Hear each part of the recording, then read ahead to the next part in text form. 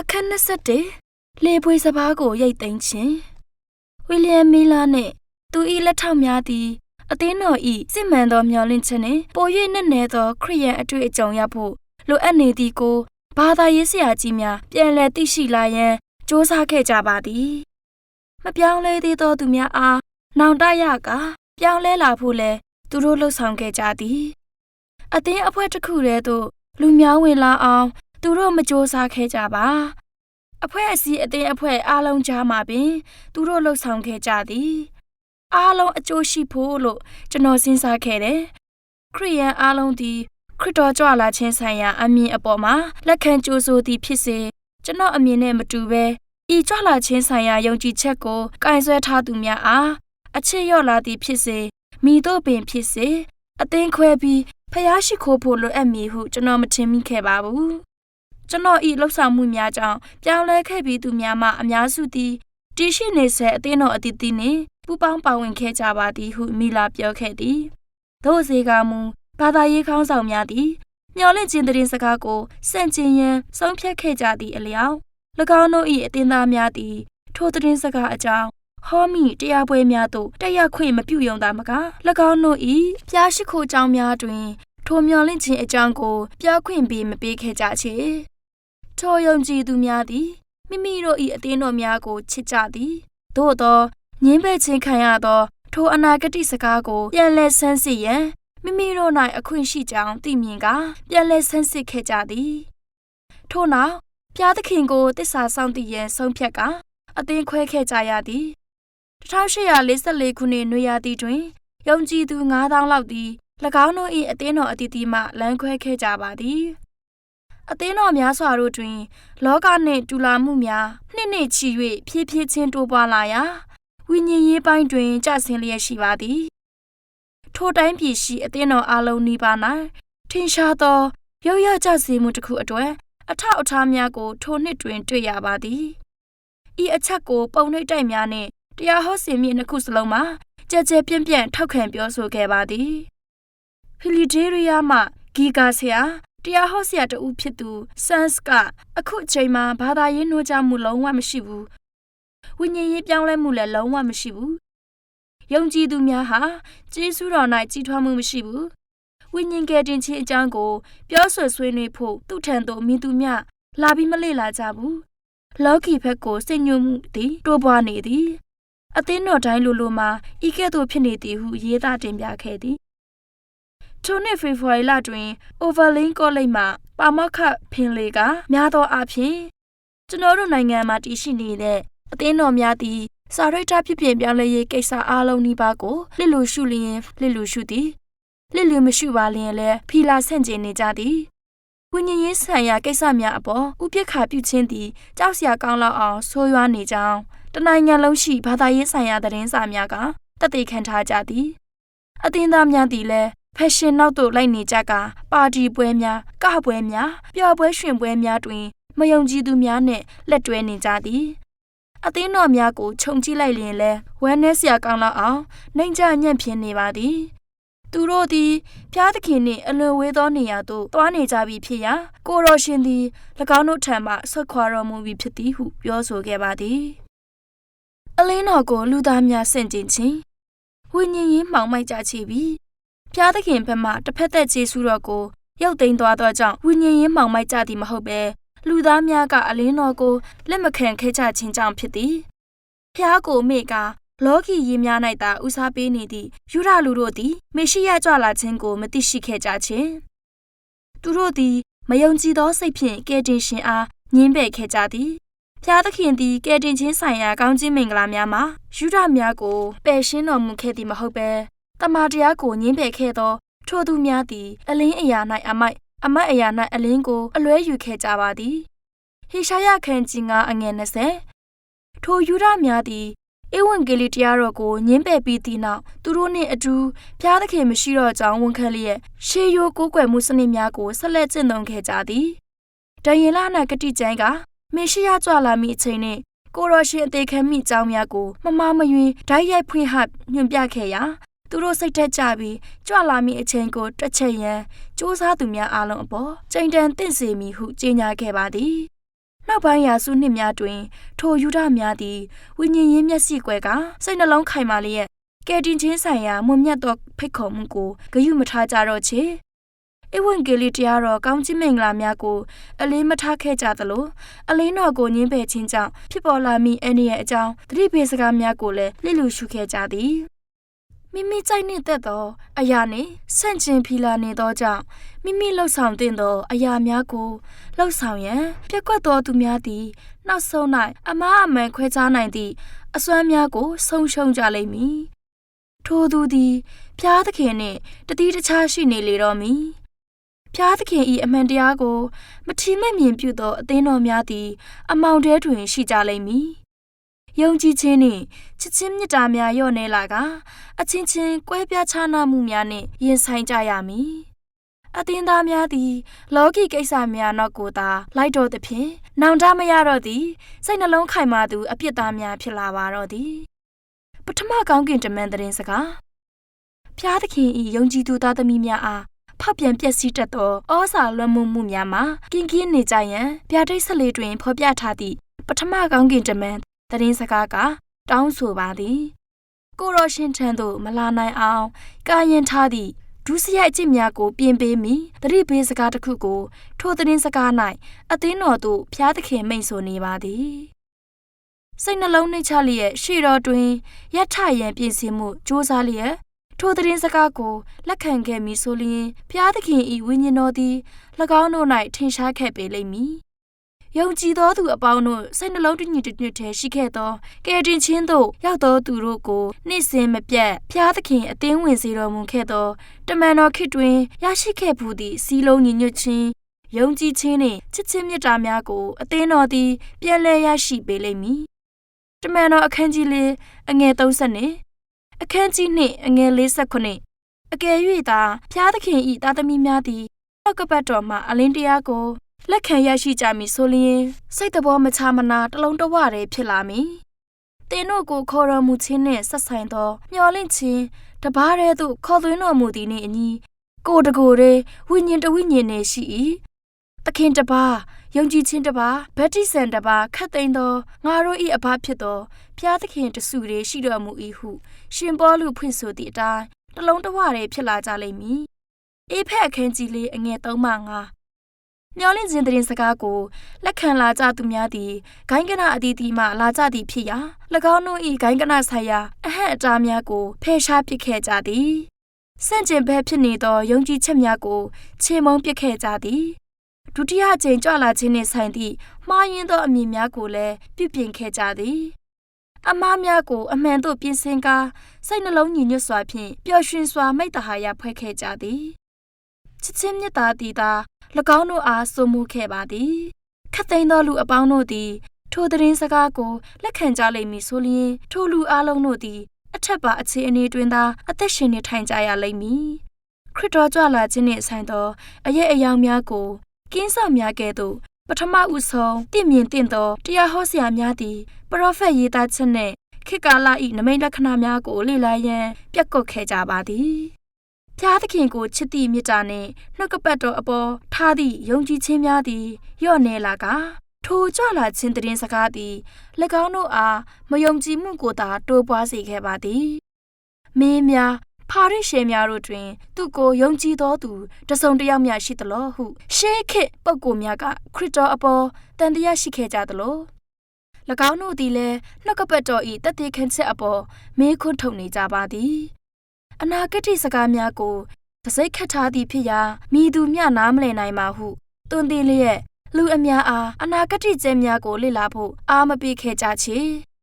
မိမိတို့၏အသင်းအုပ်ဆရာများကိုယုံကြည်ကိုးစားခဲ့သူများသည်ထိုသတင်းစကားကိုနားထောင်ရန်ညှင်းဆိုကြပါသည်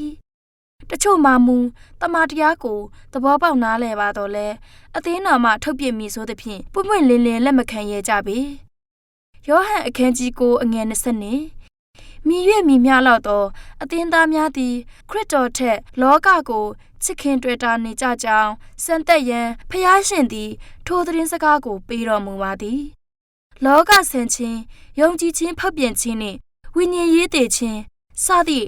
1844ခုနှစ်အသင်းတော်တွင်ဖြစ်ပေါ်နေသည့်ကြောက်စရာအခြေအနေများသည်ပထမကောင်းကင်တမန်၏သတင်းစကားကိုညင်းပယ်ရခြင်း၏အကြောင်းအရင်းဖြစ်ပါသည်ဒုတိယကောင်းကင်တမန်၏သတင်းစကားဗျာဒိတ်ကျမ်း14တွင်ပထမကောင်းကင်တမန်ကြွေးကြော်ပြီးသည့်နောက်ဒုတိယကောင်းကင်တမန်ကဘာဗလုန်မြို့ကြီးပြိုလဲပြီး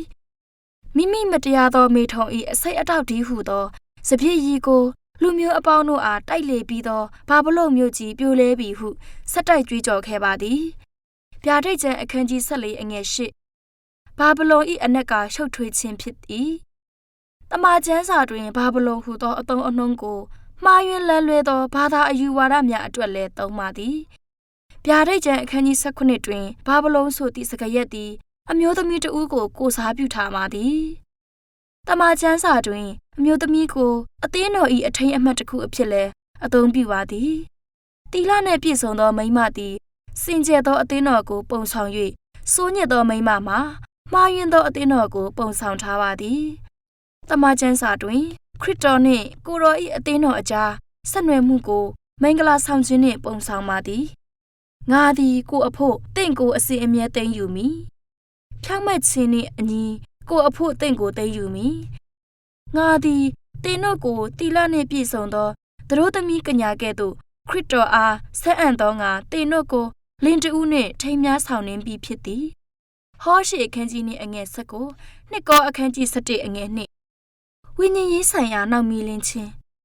လောကီကိစ္စများကိုစိတ်ဝိညာဉ်အပေါ်စိုးမွေးခွင့်ပြုခြင်းအပြင်ခရစ်တော်အားတစ္ဆာဆောင်သိမှုမရှိခြင်းသည်လက်ထက်စဉ်ကပြုထားသည့်ဂတိတစ္ဆာကိုဖောက်ဖျက်ခြင်းနှင့်အတူတူပင်ဖြစ်ပါသည်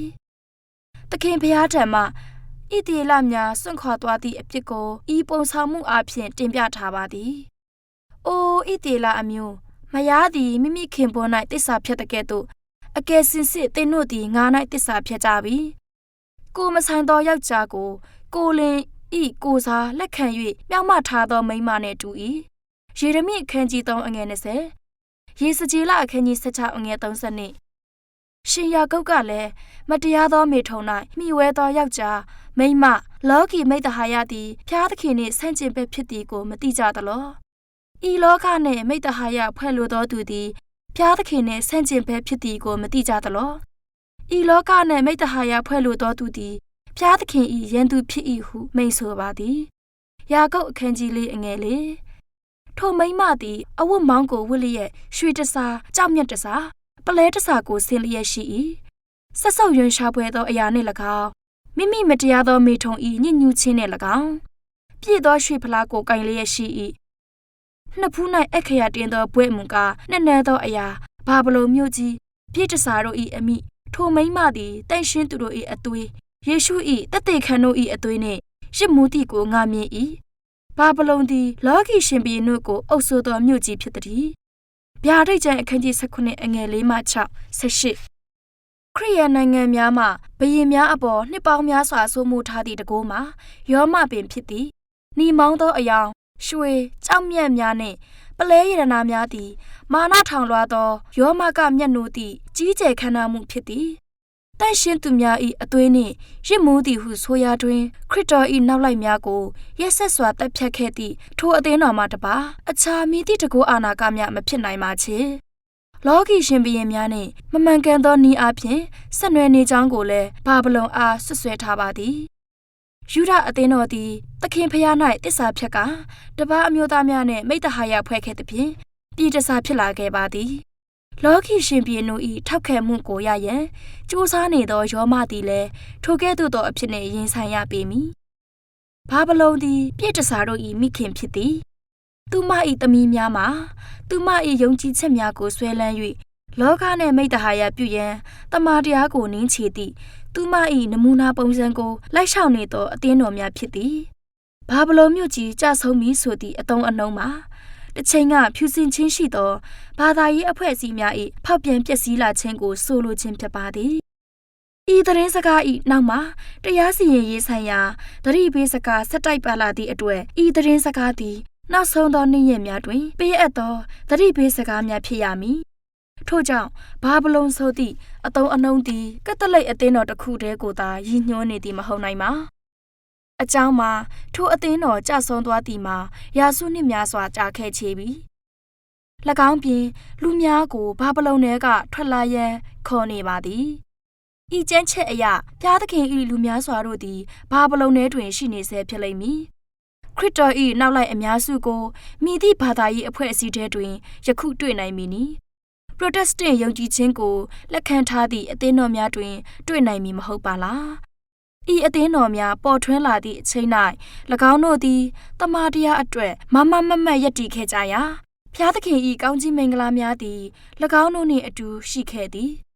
တို့ရာတွင်ရှေးခေတ်ဤတည်လာများကဲ့သို့မယုံကြည်သူများနှင့်မိတ္တဟာယဖွဲ့က၎င်းတို့၏အမှုအကျင့်များကိုအထုခိုးကျင့်ဆောင်လာသောအချိန်တွင်သူတို့ကြဆုံခဲ့ကြပါသည်လောကနှင့်ပူပေါင်းခြင်းပရိုတက်စတန့်အသင်းတော်များစွာတို့သည်ယောမ၏ပုံစံနမူနာကိုလိုက်လျှောက်ခဲ့ကြသည်အစိုးရကအတိအမှတ်ပြုထားသည့်အသင်းတော်များသည်နိုင်ငံတော်၏အစိုးရမင်းများနှင့်ဆက်သွယ်ခြင်းအဖြစ်၎င်းဂိုင်းကနများသည်လောက၏ထောက်ခံမှုရအောင်စ조사ခြင်းအဖြစ်၎င်းလောကီရှင်ဘုရင်များနှင့်အဆက်အသွယ်ပြုခဲ့ကြသည်မိမိတို့၏ယုံကြည်ချက်များကိုတမန်ကျမ်းစာမှရယူလျက်ရှိကြောင်းဝန်ခံလျက်တစ်ခုနဲ့တစ်ခုမစီလျော်သည့်ယုံကြည်ချက်အသေးအဖွဲကလေးများအထိမရေမတွက်နိုင်အောင်ခွဲချမ်းစိတ်ဖြာနေသည့်ဘာသာရေးအဖွဲ့အစည်းကိုရှုပ်ထွေးခြင်းဟုအနက်ရသောဘာဗလုန်ဟုသောအတုံးအနှုံးကိုတုံးထားခြင်းဖြစ်နိုင်သည်ယောမအသင်းတော်သည်တိုက်ရှင်းသူများနှင့်ဆက်ဆိုင်သောရုပ်တုများကိုကိုးကွယ်ခြင်းကြောင့်အပြစ်ရှိသည်ဟုဆိုလျင်သူ၏သမီးဖြစ်သူအင်္ဂလန်အသင်းတော်သည်လည်းထိုအပြစ်မျိုးကိုကျူးလွန်နေပါသည်ခရစ်တော်အတွက်စက္ကပ်ထားသည့်ဖျားเจ้าတစ်ခုရှိတိုင်းမေတော်မာရိအတွက်စက္ကပ်ထားသည့်ဖျားเจ้า10เจ้าရှိနေပါသည်ဟုကက်သလစ်အသင်းတော်ကညှင်းချက်ထုတ်ထားပါသည်ခရစ်ယာန်ဆန့်ကျင်ရေးစိတ်ဓာတ်နှင့်ဓလေ့အကျင့်များကိုယောမအသင်းတော်တစ်ခုတည်းကကျင့်ဆောင်နေသည်ဟုပြောဆိုရန်မှာယထာဘူတာကြမီမဟုတ်ချေပရိုတက်စတန့်အသင်းတော်များ၌လည်းထိုစိတ်ဓာတ်မျိုးနှင့်အကျင့်ဓလေ့များရှိနေသည့်အပြင်ဖောက်ပြန်ပျက်စီးမှုနှင့်ဆိုးညစ်မှုများကိုလုံးကြီးပြုပြင်နိုင်ဖို့ရန်ခရီးကွာနေပါသေးသည်ဟုဒေါက်တာဟုတ်ကင်းကကြွေးကြော်ခဲ့ပါသည်ယောမအသင်းတော်မှပရက်စတီရီယန်အသင်းတော်ကြီးခွဲထွက်လာခြင်းနှင့်ပတ်သက်၍ဒေါက်တာဂူဒီယာကကျွန်တော်တို့အသင်းတော်သည်မိမိအလံပေါ်မှာတမန်ကျမ်းစာကိုဖွင့်လျက်တမန်ကျမ်းစာကိုစစ်ကြည့်ရှုကြလောဟုသောဆောင်ပုဒ်ကိုရင်ဝဲပိုက်လျက်လွန်ခဲ့သောနှစ်ပေါင်း300အချိန်ကယောမဤဂိတ်ထဲကထွက်ခဲ့ပါသည်ဟုဖွင့်ဆိုခဲ့သည်ထို့နောက်သူတို့ဟာဘာဗလုန်ထဲကလုံးကြီးထွက်ခဲ့ကြသလားဟုသောအရေးကြီးသည့်မေးခွန်းတစ်ခုကိုသူမေးခဲ့ပါသည်ဧဝံဂေလိတရားတော်ကိုပထမအကြိမ်သစ္စာဖောက်ခြင်းထိုအသင်းတော်သည်ဧဝံဂေလိတရားတော်ကိုပထမအကြိမ်အဖြစ်မိတို့မိပုံသစ္စာဖောက်ခဲ့သည်။ခရစ်ယာန်ဘာသာကိုတပါးအမျိုးသားများလက်ခံနိုင်အောင်ပြင်ဆင်သည့်အနေဖြင့်ရုပ်ထုကိုးကွယ်မှုများနှင့်စီလျော်လာအောင်ပြုပြင်ခြင်းအမှုအပြင်သစ္စာဖောက်ခဲ့သည်။200စုနောက်ပိုင်းအချိန်များတွင်အသင်းတော်များသည်ပုံစံအသစ်တစ်ခုကိုကျင့်သုံးခဲ့ပါသည်။ရှေးတပည့်တော်ကြီးများသည်ခရစ်တော်၌အိပ်ပျော်သွားခဲ့ကြပြီးနောက်မျိုးစစ်သစ်များသည်အသစ်ဝင်ရောက်လာသည့်ယုံကြည်သူများနှင့်အတူပုံစံအသစ်ဖြင့်အမှုတော်ကိုဆက်လက်လှုပ်ဆောင်ခဲ့ကြသည်။အသင်းတော်ထဲသို့စီးဝင်လာသောရုပ်ထုကိုးကွယ်မှုဆိုင်ရာရည်များနှင့်အတူ၎င်းတို့၏အကျင့်ဓလေ့များကျင့်ဆောင်မှုများနှင့်ရုပ်ထုများကိုတည်ဆောင်လာခဲ့ကြပါသည်ထို့ကြောင့်ခရစ်ယာန်သာသနာသည်လောကမင်းများ၏ထောက်ခံမှုကိုရခဲ့ပါသည်လူထုကြီးသည်ဖြစ်ရိုးဖြစ်စဉ်အတိုင်းလက်ခံခဲ့ကြတော့လေ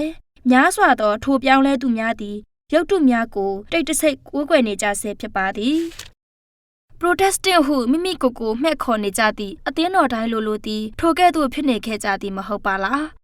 ပြုပြင်ပြောင်းလဲရေးအပေါ်စိတ်သဘောထားအမှန်ရှိသောထိုတီထောင်သူများသည်ခရစ်တော်၌အိပ်ပျော်ခဲ့ကြသည့်နောင်လာနောက်သားများကထိုအမှုတော်ကိုပုံစံအသစ်ဖြင့်လှုပ်ဆောင်ခဲ့ကြသည်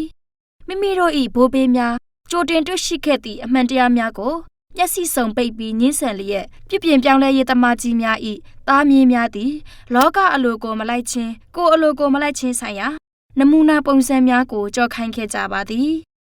ရေပန်းစားနေသောအသင်းတော်များစွာတို့သည်တမန်ကျမ်းစာ၏စံကိုကြော်ခိုင်းခဲ့ကြပါတကားငွေကြေးကိစ္စနှင့်ပတ်သက်၍ဂျွန်ဝက်စ်လေကဈေးကြီး၍လိုသည်ထက်ပိုကောင်းနေသည့်အဝတ်စားများအတွက်တန်ဖိုးရှိလာသောငွေတစ်ပြားကိုမျှမသုံးပါနှင့်မရှိလျင်လည်းဖြစ်နေသောလက်ဝတ်ရတနာများအတွက်လည်းငွေတစ်ပြားမှမသုံးပါနဲ့အိမ်ကိုအလှပြင်ဖို့နှင့်တန်ဖိုးကြီးလာသောပရိဘောဂများအတွက်လည်းငွေကိုမဖြုံးပါနဲ့တန်ဖိုးကြီးပြီးဗန်းပြကောင်းသည့်ပကြီကားများအတွက်လည်းမဖြုံးပါနဲ့ တင်ဒီဟိုကောင်စားလာများစွာကိုစီရင်ကနေ့စဉ်နဲ့အမျှခန်းခန်းနာနာကျွေးမွေးခဲ့ပြီဆိုလျင်တင်ဤရရောမှုအဝတ်ကြည်ပူမှုနဲ့ကြီးကျယ်ခမ်းနားမှုများကိုတေချာပေါက်ချီးမွမ်းကြပေလိမ့်မည်သို့သောဖျားသခင်ထံမှလာသည့်ဂုဏ်ပြုခြင်းကိုရရှိမှသာပို၍ကျေနပ်တင်ပါသည်ဟုတွင်တင်ခဲ့ပါသည်အုတ်ချုပ်သူမင်းများနိုင်ငံရေးသမားများဥပဒေပညာရှင်များဆရာဝန်များကုန်သည်များတို့သည်၎င်းတို့၏လောကီအကျိုးအလို့ငါအသင်းတော်ထဲသို့ဝင်လာကြပါသည်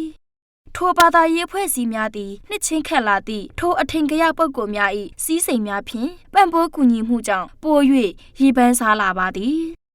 ကြီးကျယ်ခမ်းနားသည့်ဖျားเจ้าများကိုတိဆောက်ခဲ့ကြသည်လူထုကိုဖျော်ဖြေရန်တရားဟောကောင်းသည့်တရားဟောဆရာများကိုလှစာကောင်းကောင်းပေးခဲ့သည်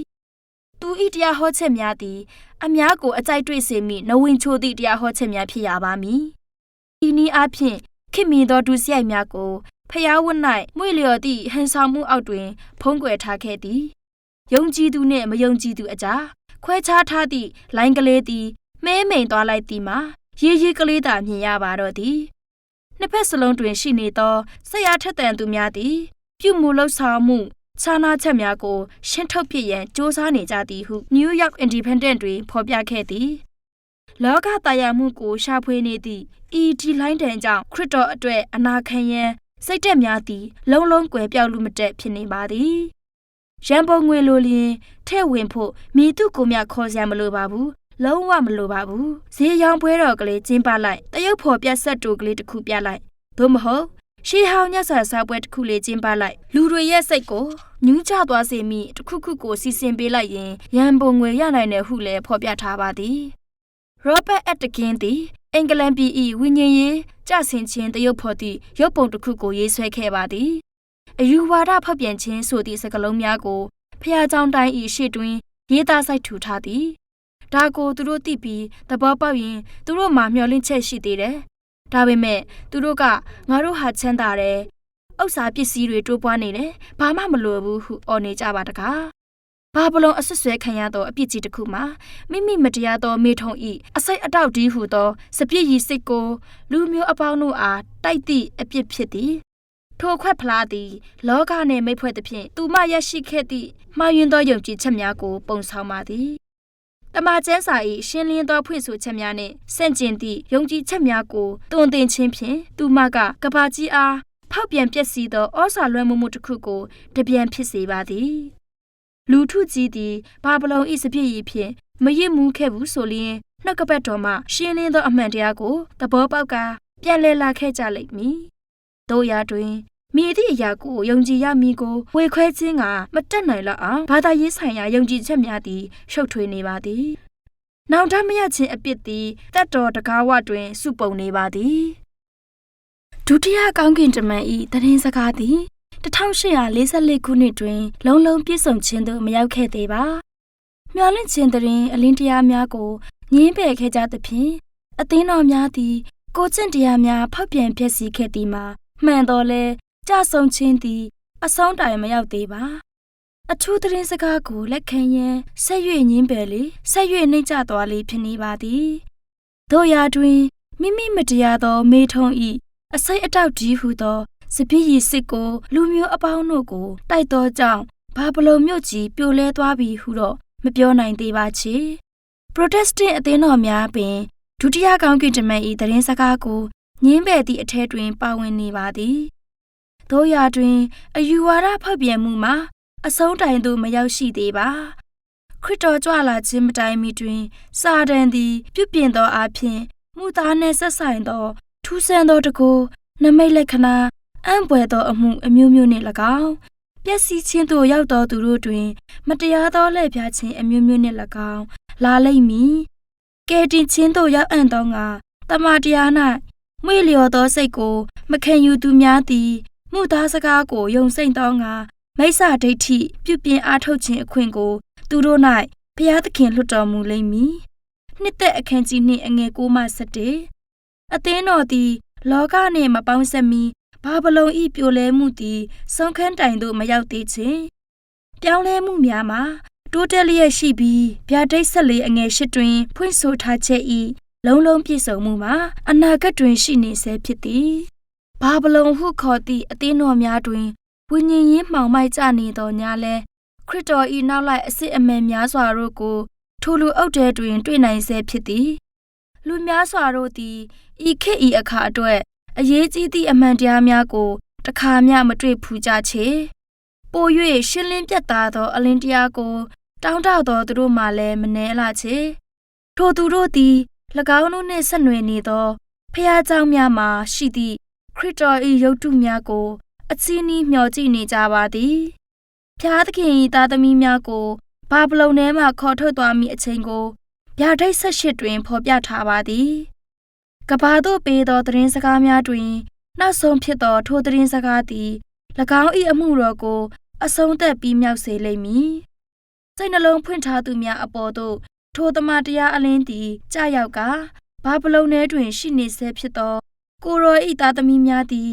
ငါ၏လူမျိုးတို့သူ၏အထက်ကထွက်ကြလော့ဟုသောအမိန့်တန်ကိုနာခံကြလိမ့်မည်ဗျာဒိတ်18အငယ်လေး